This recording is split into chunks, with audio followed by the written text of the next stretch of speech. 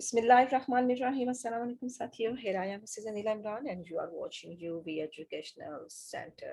साथियों आप देख सकते हैं कि आज आपकी फरमाइश पर क्रिटिसिज्म का क्वेश्चन पेपर है जो 2018 से लिया गया है और 2018 से लेने का मकसद ये होता है कि 3 साल के दौरान ये रिपीट होते हैं क्वेश्चंस और चूंकि अब 2021 के एग्जाम्स होंगे तो मे बी यही क्वेश्चंस रिपीट होके वापस आ सकते हैं। सबसे पहले आपको ये देखना है कि आपके पास 4 क्वेश्चंस हैं जिनको आपने करना है और आपको गिवन 7 क्वेश्चंस दिए जाएंगे। 100 मार्क्स है, वही 25 हमारे कैटेगरी है ईच क्वेश्चन के लिए, जिसको आपने मैक्सिमम 800 से 1000 वर्ड्स में लिखना है। और अपने शीट्स को अगर देखें तो 4 to 5 pages from both sides जो है ये फिल होने चाहिए आपके। सबसे पहले ये देखते हैं कि क्रिटिसिज्म में आपको कुछ राइटर्स दिए गए हैं जिन राइटर्स पर आपने बात करनी है और इन्हीं राइटर्स के गिर्द रहकर आपने बात करनी है। अरिस्टोटल आपको मिलेंगे यहाँ पर सबसे पहले, जो कि हमारे ग्रीक फिलोसोफर हैं। उसके बाद आपको सिडनी मिलते हैं, सिडनी के बाद आपको जो है टी.एस. एलियट मिलते हैं और टी.एस. एलियट के बाद आपका मॉडर्न हमारे रेमंड विलियम मिलते हैं और फिर उसके बाद कैथरीन वेल्सी आ जाती हैं। बिल्कुल ये इसी तरह से ही इनकी सीक्वेंस चलती है, जिस सीक्वेंस से ये इन्होंने आपको क्वेश्चंस दे रखे हैं इसी सीक्वेंस से आपका ये एग्जाम्स में आते हैं। अरिस्टोटल के क्वेश्चन को अगर देखते हैं तो यहाँ करते हैं रीडिफाइंस पोइट्री। अरिस्टोटल ने दोबारा पोइट्री को बयान किया, not as an imitation. Not पे अंडरलाइन रखेंगे कि ये इमिटेशन की ही बात नहीं करनी है ऑफ सम आइडियल रियलिटीज के जनाब ये कुछ हकीकी हमारी हकायक होते हैं, कुछ हमारे तखयलाती हकीकतें होती हैं जिनकी ये नकल की जाती है। ये सिर्फ ये नहीं है बट मोर क्रिएटिव एंड्यूअर, लेकिन कुछ ज्यादा ही बयान करती है to improve upon different forms of reality. ये हकीकत के मुख्तलिफ अशकाल को हमारे सामने पेश करती है। इस बात को या तो प्रूफ करें या इस बात को रिफ्यूट कर दें। ये स्टेटमेंट हमें दे रहे हैं और इस स्टेटमेंट के हिसाब से मैंने आपके लिए कुछ पॉइंट्स निकाल कर रखे हैं और ये पॉइंट्स है हमारे not an imitation but more creative. इसको आपने अंडरलाइन रखना है। बात यहाँ पर चल रही है कि हम चलेंगे पेल्टोनिक ऑब्जेक्शंस की तरफ, उनके आर्ग्यूमेंट्स की तरफ जो प्लेटो ने लगाए थे। प्लेटो जो थे उनके अपने आर्ग्यूमेंट्स हम देखेंगे और ये देखेंगे कि अरिस्टोटल जो थे वो डिस्पाइल थे, डिसाइपल थे। डिसाइपल मीन शागिर्द थे, मुरीद थे किसके? प्लेटो के। और फिर उन्होंने प्लेटो के एक कॉवर्ड रिप्लाई दिया था और इस रिप्लाई को उन्होंने बिल्कुल डायरेक्टली अपने उस्ताद के सामने नहीं पेश कर दिया है। यहाँ से बात शुरू करते करते आगे चलते हैं और फिर बताते हैं कि सिस्टमेटिकली जो है प्लेटो ने थ्योरी ऑफ पोइट्री को बयान किया है और मुख्तलिफ पहलुओं से बयान किया है। क्यों? क्योंकि प्लेटो ने कहा था कि जनाब ये जो है रिकॉग्नाइज करती है ह्यूमन लाइफ को, लेकिन अरिस्टोटल ने कहा रिकॉग्नाइज करती है ह्यूमन नॉलेज को। पोइट्री जो है ना मोर क्रिएटिव है, इसमें ज्यादा पावर है। फिर प्लेटो का और अरिस्टोटल का एक कंपेयर एंड कंट्रास्ट क्वेश्चन है, वो हमने क्वेश्चंस का रखा है थ्योरी ऑफ इमिटेशन के नाम से। और अरिस्टोटल के दूसरे भी क्वेश्चंस आपको हमारी प्लेलिस्ट में मिल जाएंगे, लेकिन मैंने कुछ पॉइंट्स यहाँ पे के निकाले हैं। प्लेटो जो कहते हैं कि भाई वो आइडियलिस्टिक है, लेकिन अरिस्टोटल जो है वो रियलिस्टिक है। प्लेटो जो है हमारे ट्रांसडेंटलिस्टिक है। ट्रांसडेंटलिस्टिक मावराई चीजों पे यकीन रखने वाले, लेकिन अरिस्टोटल रियलिस्टिक है, वो हकीकी चीजों पे यकीन रखते हैं और वो सेंसेस पे यकीन रखते हैं, रियल वर्ड पे यकीन रखते हैं हम। क्यों? क्योंकि पोइट्री हमें यही चीजें बताती है।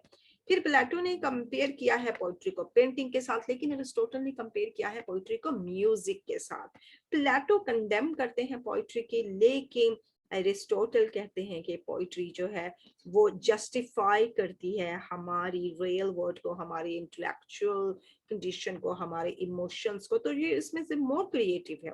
जाहिर है अरिस्टोटल ने पोइट्री का अच्छा खासा साथ दिया है और फिर उसने कहा है कि जनाब ये जो पोइट्री है वो फिलॉसफी और हिस्ट्री पर भी सबकत ले जाती है। इस तरह से भी अपने उसके पॉइंट्स देने हैं। और प्लेटो ने बताया कि पोइट्री सिर्फ इमोशंस बताती है, लेकिन एरिस्टोटल ने कहा कि वो इमोशंस को आउटलेट देती है। कैसे? कैथारसिस से, पिटी, फियर, इन चीजों के साथ। यहाँ पर आपके ये सारे दोनों के हिसाब से बहस मुबाहस से बन जाएंगे, तो आपने इसका साथ ही देना है। मुकम्मल इससे इनकार नहीं कर सकते हैं कि पोइट्री सिर्फ एक इमिटेशन होती है। इमिटेशन नहीं होती, इससे बहुत ज्यादा होती है। अगला क्वेश्चन देखते हैं तो कहते हैं जनाब ट्रेजिक हीरो। ट्रेजिक हीरो को अंडरलाइन कर लेंगे। Must be an intermediate kind of a person, a man not preeminently just and virtuous. बड़ी जबरदस्त यहाँ पर कोट है आपके सामने, इसमें बता रहा है कि जनाब ये जो हमारा वो आला दर्जे का एक हीरो हमें दिया गया है ना, वो यही नहीं कि हीरो एक आला दर्जे का और preeminently eminently it's mean कबलिजी। कबलिजी इसके कि उसके पास अच्छाइयां हैं, बहुत ज्यादा वर्च्यूज है, लेकिन उसकी कुछ मिसफॉर्चून्स भी हैं, कुछ उसकी बदकिस्मतियां भी हैं।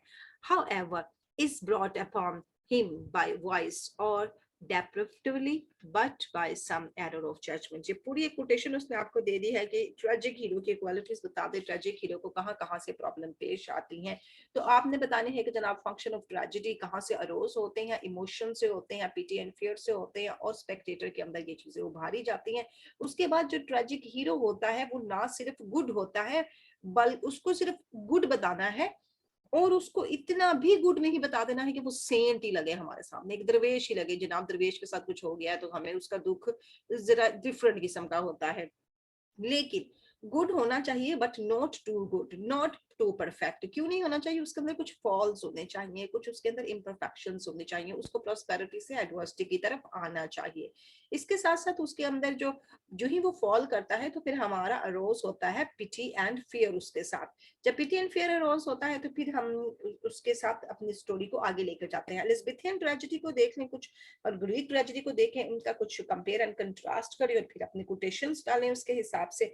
फिर बताएं कि ये जो ट्रेजिक हीरो है उसके अंदर हमें एरिस्टोटल ने क्या बताया, हमार्शिया होना चाहिए। हमार्शिया मीन्स क्या है जनाब? मिसिंग द मार्क्स, मिसकैलकुलेशंस हो जाती है, ट्रेजिक फ्लो हो जाते हैं, और ignorance of some material facts. अब ये जो हमार्शिया होता है एकदम से गुस्सा भी आ जाता है, और उसके अंदर ह्यूब्रिस भी पाया जाता है, और हीरो जो है किसी की बात नहीं सुनता है। इसमें आप एग्जांपल्स दें अपने एडिपस की, अपने किंग लेयर्स की, इनकी एग्जांपल्स लगा सकते हैं। और इसके बाद चलेंगे कि जनाब जो अपने केयरलेस व्यूज की वजह से, अपने हेस्टी डिसीजंस की वजह से चलता है पूरा ट्रेजिक हीरो का एक तो सारी की सारी सिनेरियो चलता है। ट्रेजिक हीरो का क्वेश्चन हम कर चुके हैं, हमारी प्लेलिस्ट में ये भी आपको मिलेगा। फिर मॉडर्न ड्रामा का कुछ कंपेयर एंड कंट्रास्ट डालेंगे इस क्वेश्चन में, बताएंगे भाई कॉमन मैन की ट्रेजेडी कैसी होती है, और अब जो हमारे ग्रीक थे विजन, उनकी ट्रेजेडी कैसी होती थी। कुछ पुरानी और कुछ ओल्ड ट्रेजेडीज को मिलाने के बाद आपका ये क्वेश्चन सॉल्व हो जाता है। आगे चलते हैं तो आगे में बताते हैं कि जनाब नेचुरल वर्ल्ड, ये जो हमारा ये जो दुनिया है, कुदरती दुनिया है, is brazen only a poet create a golden world. हमारी दुनिया बेजान है, उसमें कुछ भी नहीं है, सिर्फ पोइट्स एक उसमें जान डाल देते हैं। अब ये भी आपकी एक कोटेशन है जिसको आपने जस्टिफाई करना है और अपनी ओपिनियन देनी है। योर ओपिनियन भी आगे तक तो आप उस क्वेश्चन को कितना भी लेंथी कर सकते हैं, क्योंकि आपके पास बहुत ज्यादा मार्जिन है। ऊपर वाले क्वेश्चन में भी उसने आपको मार्जिन दिया है, जहां पर उसने कहा प्रूफ करें या रिफ्यूट करें अपने स्टेटमेंट्स को, और इसके बाद हर क्वेश्चन में वो आपको मार्जिन दे रहे हैं कि भाई अपने लिहाज से बताएं। एन अपोलॉजी फॉर पोइट्री की तरफ चले जाते हैं तो प्रैक्टिस्टिक्स ऑफ पोइट्री का क्वेश्चन है ये सारे का सारा, और ये भी हमारा सॉल्व क्वेश्चन है, लेकिन मैं आपको इसमें से पॉइंट्स बता देना चाहती हूँ। कुछ पॉइंट्स उसने ये बताए हैं कि जनाब पोइट्री जो है वो पहली फॉर्म थी कंपोजिशन की, सबसे पहले कंपोजिशन की फॉर्म पोइट्री ही आई थी, और इससे हमें मॉरल इंप्रूवमेंट मिलती है। और हमें मॉरल इंप्रूवमेंट क्यों देता है? क्योंकि ये हायर है किन से? हिस्टोरियन से और फिलोसोफर से। फिलोसफी जो है वो हमें टीच करती है थ्योरेटिकल वर्च्यूज, और हिस्टोरियन हमें प्रैक्टिकल वर्च्यूज बताते हैं। इसके बाद अगर हम चलते हैं तो फिलोसफी यूज करते हैं प्रिसेप्ट्स, फिलोसोफर प्रिसेप्ट्स को यूज करते हैं, और हिस्टोरियन एग्जांपल्स को यूज करते हैं। ये क्वेश्चन बड़ा जबरदस्त है, इसी में से आपको सारे पॉइंट्स मिल जाते हैं। और फिर हम देखते हैं तो पोइट्स जो है वो हमें दिखाते हैं, जर्नल नोशंस दिखाते हैं, कपल्स दिखाते हैं, प्रैक्टिकल एग्जांपल्स दिखाते हैं। पोइट्स में बहुत सी चीजें ऐसी दिखाते हैं जो हिस्टोरियन और फिलोसोफर नहीं दिखा सकते हैं। और रोमन्स ने कहा था कि ये जो पोइट्स हैं ये वेट्स हैं, और ग्रीक्स ने कहा था कि पोइट्स जो हैं वो मेकर हैं। सिडनी ने बाय हिमसेल्फ कहा है कि they imitate the works of nature, और यही आपके क्वेश्चन की कोटेशन है कि उन्होंने दुनिया में फितरत के काम को जो है वो नकल करके हमारे सामने बताया है। फिर फिलोसफी को बताएंगे जनाब वो कन्वे करती है वर्च्यूज इन एब्स्ट्रैक्ट मैनर, और पोइट्री हमें देती है कॉन्क्रीट मैनर्स में। फिलोसफी में हमें किरदार दिखाए नहीं जाते, यानी अखलाकियात, अच्छाई, लव, मोहब्बत, लेकिन यहाँ पर जो कंक्रीट करैक्टर्स होते हैं वो हम देख सकते हैं। और हिस्ट्री हमें डिस्क्राइब करती है एक्चुअल डम, जनाब हकीकत में हो चुका क्या है वो ये हिस्ट्री बताएगी, लेकिन पोइट्री बताएगी what is fit to be said, क्या अच्छा है कहने को। The law of probability and necessity हमें पोइट्री बता रही है। पोइट्स का गोल्डन वर्ड होता है न्यू ह्यूमन बीइंग्स होते हैं जो कि एग्जिस्ट नहीं करते हैं हमारी इस दुनिया में। अब वहां पर कुछ किरदार हैं, वो किरदार आप याद कर लेंगे, कैरेक्टरिस्टिक्स ऑफ पोइट्री के क्वेश्चन में आपको मिलेंगे। पायलट है वो एक अच्छा दोस्त है, और ऑरलैंडियो एक अच्छा विलन है, साइरस एक अच्छा प्रिंस है, और एनियाज एनियाज एक अच्छा मैन है। सिडनी ने कहा कि ये सारे पोइट्री ने बनाए हैं, तो पोइट्री ने एक गोल्डन वर्ड बनाया है हमारे लिए। ये किरदार हमें हकीकत में नहीं मिलते हैं। लॉर्ड सिडनी कहता है कि ये जो किरदार है वो मैचलेस है। क्यों? क्योंकि maker is the creator. Maker कौन था? पोइट। पोइट ने ही ने क्रिएट किया है, और पोइट ने इमिटेट किया है नेचर्स को, not as a servile copy, not the tame copy. Servile क्या होती है? गुलामाना कॉपी या टेम कॉपी, जैसे कि हिस्टोरियन देते हैं, बिल्कुल थ्योरी को लेके चलते हैं, फिलोसफी भी वैसे चलती है, लेकिन पोइट ने तो एक नई नई हमारे सामने जान डाल के पेश कर दी। यहाँ पर 3T आते हैं, जैसे कि ट्रांसडेंस नेचर जो कि हमें याद करवाती है, और ट्रांसम्यूट जो कि माहियत बदल देती है, ट्रांसफिगर्स जो कि शक्ल बदल देती है।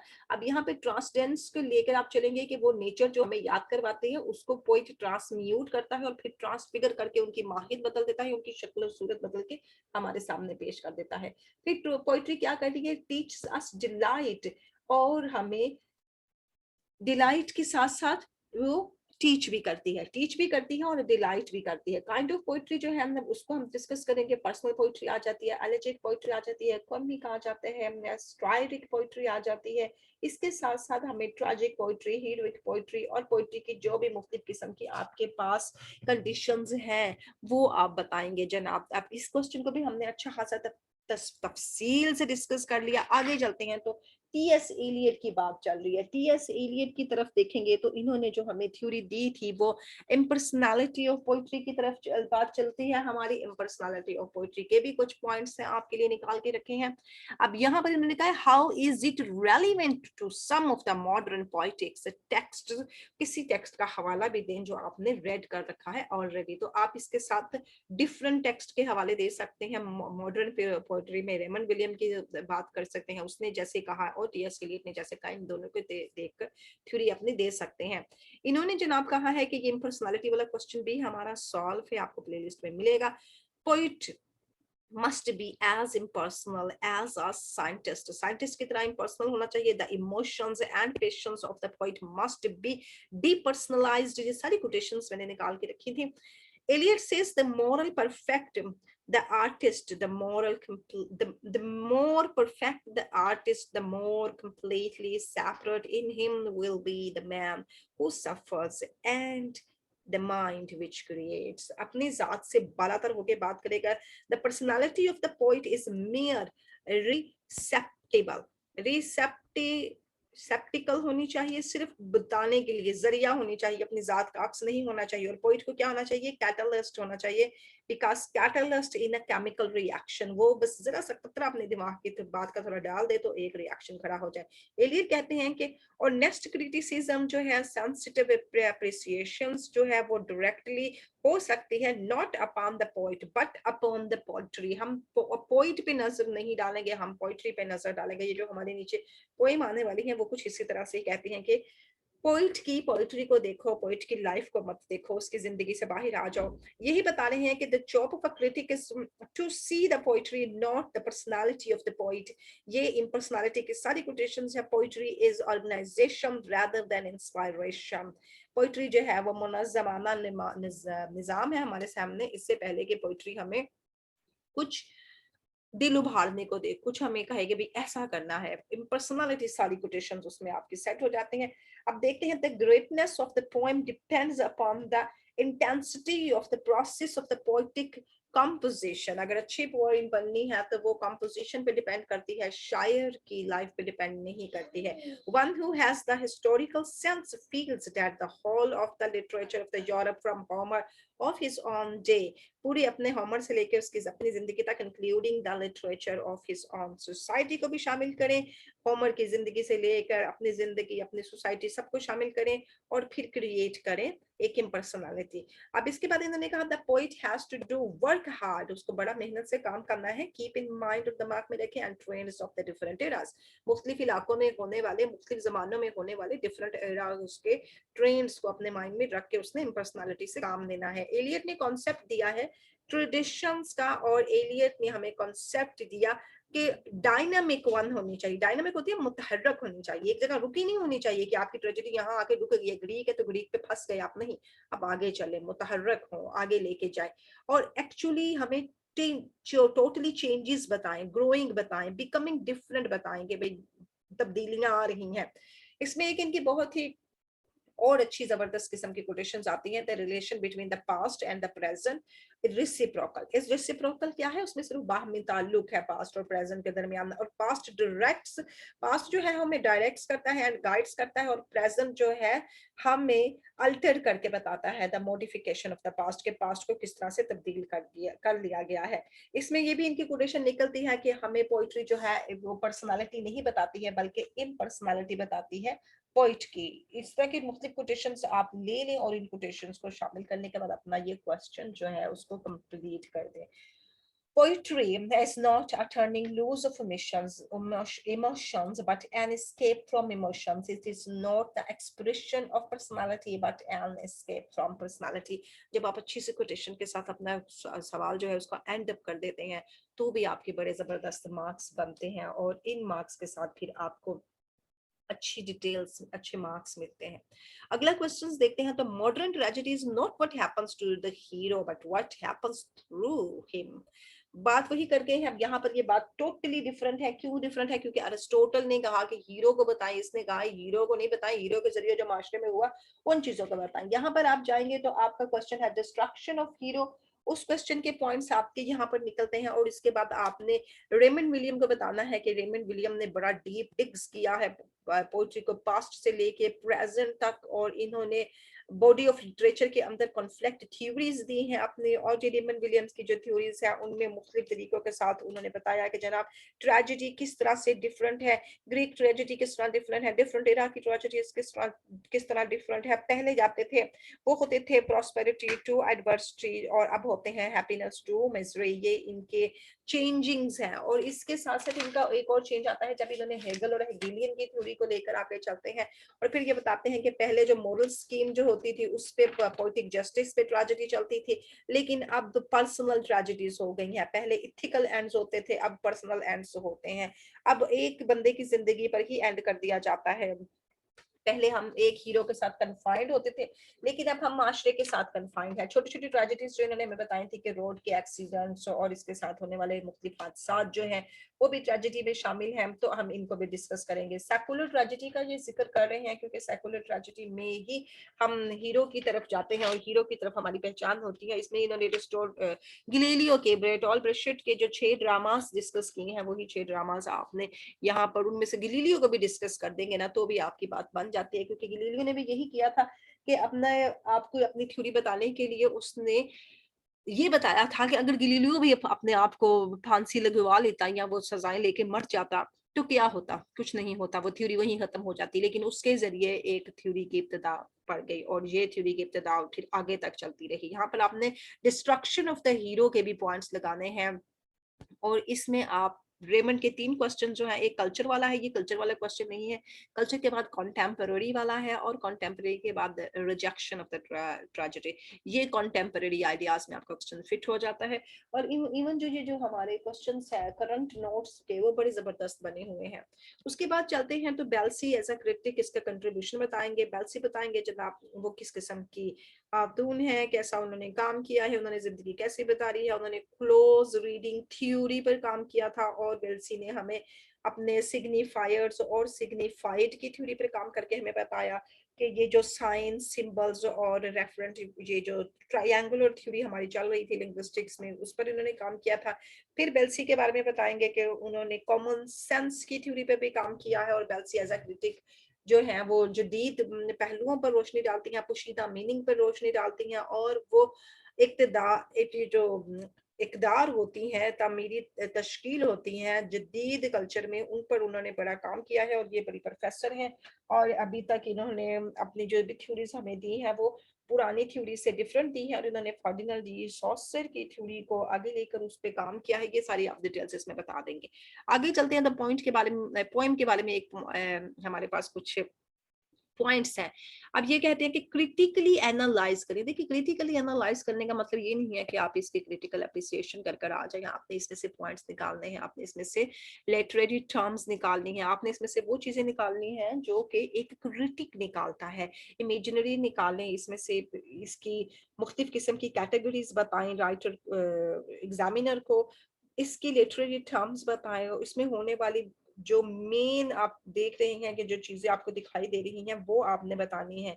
आप बताएंगे कि इसका थीम क्या है, इसकी लिटरेरी टाइप क्या है। हमने इसकी लिटरेरी टाइप में ये लिरिक है, बैलेड है, सोनेट है, एलिजी है, एपिटिप है, या ये सिर्फ एक आम पोएम है। इसके टेक्निकल टाइप्स बताएंगे, ये नरेटिव है, ये डिस्क्रिप्टिव है, और या ये राइटर जो है वो ड्रामेटिक और रिफ्लेक्टिव मूड में हमें बता रहा है।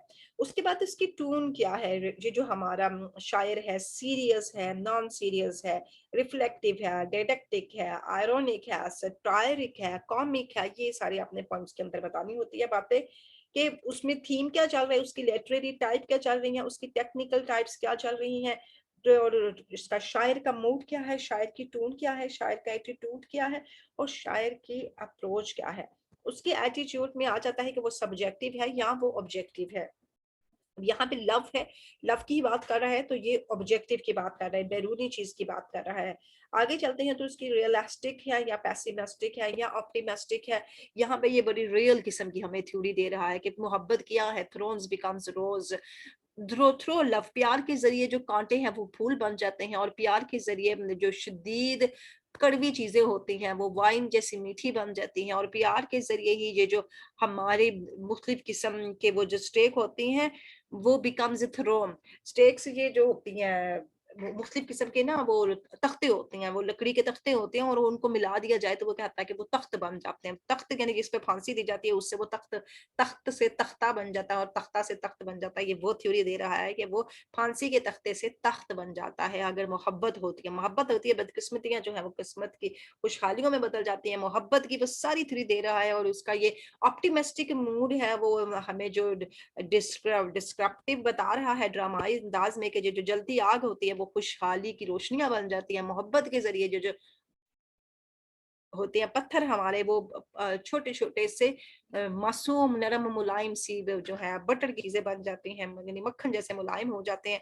जो दुख होते हैं वो खुशियां बन जाती हैं। जो हमारे पास डेंजरस एनिमल्स आते हैं वो डेंजरस के बगैर बन जाते हैं। बड़ा ऑप्टिमिस्टिक बना हुआ है और डिस्क्रिप्टिव स्टाइल में हमें बता रहा है। थीम उसने हमारे पास लव का रखा है, बीमारियां जो होती हैं वो सेहत में बदल जाती हैं, और मोहब्बत के जरिए जो दुश्मनियां होती हैं, जो गुस्से होते हैं वो तरस में बदल जाते हैं, और मोहब्बत के जरिए मौत जो है वो जिंदगी को उभार देती है, और जो मोहब्बत ही है वो बादशाहों को गुलाम बना देती है। जलालुद्दीन रूमी की पोएम थी, इसको आपने उन थ्योरीज के जरिए बताना है जो मैंने आपको पहले बताई है, और मैं आपको ये थ्योरी सेकंड वाले पेज में भी दे रही हूँ। पेपर बहुत ज्यादा लंबा होता जा रहा है। A man of word is not a man of deed. अगर हम देखते हैं कि एक इंसान इंसान है जो वादा पूरा करता है, वादों वाला आदमी है, लेकिन वो अमाल उसने कुछ नहीं, यानी बस काम ही करता जा रहा है हमारे सियासतदानों की तरह, लेकिन अमल कोई नहीं करता। Is like a garden full of weeds. तो ऐसा एक बाग है जिसमें कांटे झाड़ियां ही उगे हुए हैं, और यही जो झाड़ियां हैं जब बड़ी हो जाती हैं तो ये बाग में स्नो का बाइस बन देती हैं, यानी वहां पे बर्फबारी शुरू हो जाती है। और जब बर्फबारी फैलती है तो फिर क्या होता है, फिर रास्ते रुक जाते हैं। ये जो बर्ड्स होते हैं वो अपॉन द वॉल वो दीवारों से चिपक जाते हैं, लेकिन जब वो बर्ड फ्लाई करना चाहते हैं तो वो फिर वो आसमान तक जाते हैं, ईगल की तरह फ्लाई करते हैं। और जब वो आसमान से गरजते हैं तो गरज जो है वो लाइन के जैसे हो जाती है, जैसे लाइन हमारे दरवाजे पर आ गया है। और जब दरवाजा हमारा टूट जाता है, गरज के साथ क्रैक हो जाता है, तो वो एक स्टिक बन जाती है जो हमारी ही बैक पे आके हमें पड़ती है। यहाँ पर वो हमें बड़ा रिफ्लेक्टिव मूड में बता रहा है कि ये सारी चीजें अगर आप गलत रुख पे लेकर जाते हैं तो नतीजे भी इनके गलत होते हैं। ये आपको वो एक सटायर भी करके बता रहा है। और जब आपकी ये बैक पे पड़ती है तो बड़ी स्मार्ट किस्म की होती है, और ये एक पिन नाइफ सा बन जाता है, एक छोटा सा चुभने वाला नाइफ बन जाता है जो आपके दिल में जाकर चुभता है। और जब दिल में जाकर चुभता है तो फिर खून निकलता है, और जब दिल से खून निकलता है तो फिर डेथ हो जाती है, और डेथ ही हकीकत बन जाती है। यहाँ पर भी आपने वो सारी जो आपको मैंने बैक साइड पे लिखी है उनको रोक कर लिख लीजिएगा, क्योंकि मेरे पास टाइप करने का बिल्कुल टाइम नहीं था। तो आप देखें, ट्विस्ट अप थ्योरी में आपको यही बता रहे हैं कि टाइटल हमें क्या सजेस्ट कर रहा है कि ये पोएम किसके बारे में दी गई है। वर्ड को देखेंगे कि ये जो वर्ड है इन्होंने हमें क्या बताया है। इस ट्विस्ट अप थ्योरी के जरिए ही आपने चलना है। टी से टाइटल को ले लेंगे, डब्ल्यू से वर्ड्स को ले लेंगे, वर्ड्स हमें क्या बता रहे हैं, किन चीजों की तरफ हमें लेके जा रहे हैं, और आई से इमेजरी लेंगे, सिमिलेस लेंगे, मेटाफर्स लेंगे, पैथेटिक फैलेसी लेंगे, फिगरेटिव लैंग्वेज लेंगे। ये सारे हमारे आई में आ जाएंगे। एस से स्ट्रक्चर एंड द फॉर्म आ गई कि इसका स्ट्रक्चर क्या है, राइमिंग स्कीम क्या है, इसके मीटर क्या है, इसकी लेंथ क्या है, एंजैम्बमेंट इसमें यूज होगी यानी जकलख्त एक लाइन से दूसरी लाइन पर चली गई है कि नहीं गई है। थीम और टोन वही क्या चल रहा है, मैसेज क्या हमें दे रहा है शायर अपने इस पोएम के जरिए, और फिर अपने पर्सनल रिएक्शंस दे, अपने पर्सनल एक्शंस दे, अपने पर्सनल इमोशंस के साथ जवाब दे, रिस्पॉन्स दे उसको, और फिर एनी अदर पोएटिक डिवाइसेस जो भी आपको कुछ मिलते हैं उनके जरिए लगा दे और आपका ये क्वेश्चन सॉल्व हो जाएगा। Thanks a lot for watching, like, subscribe and share our channel, see the links which are appearing on the screen now. Allah Hafiz.